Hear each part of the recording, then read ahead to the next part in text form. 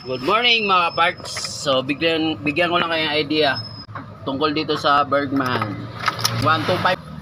So pag nag-dismantle kayo ng chassis sa engine, so ito lang matatanggal, oh.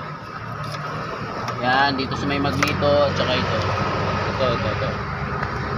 Yan. Ito. Yan. So release nyo lang yung lock. May lock yan dito. Yung mga ganito. Pakita ko sa inyo. Yan, ito. Susungkitin nyo lang ng flat screw tapos silain nyo.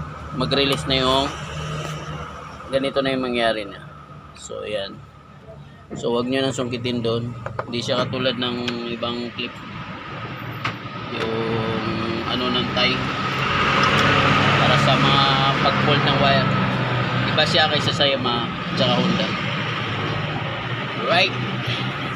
Tapos tanggalin yung throttle body, injector. Ayan. Injector, ayan, sama na dun sa body, ayan. Yun, may hose dito. Tanggalin nyo yung hose, ayan, oh. Yun, tinanggal ko na siya. So ganoon lang, madali lang siya.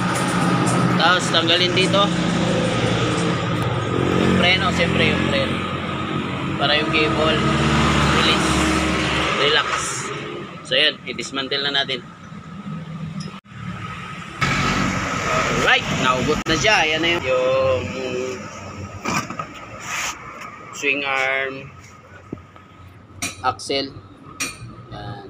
Merienda pa ata. Merienda pa. Alright, ganyan ang mangyayari. Yan, walay na sila, oh. So sa mga sakit, huwag kayo mag-alala kasi hindi naman, pag mga branded kasi, yung kung ano yung sakit niya, doon lang. Diba dyan, hindi siya magkasya sa ibang sakit. So ayan, dismantle na natin. Ang papalitan ito, yung bushing na to, kasi sumasayaw na siya. Alright, so hanggang dito na lang. So tips lang para sa mga baguhan na magbaklas. Alright, hanggang dito na lang.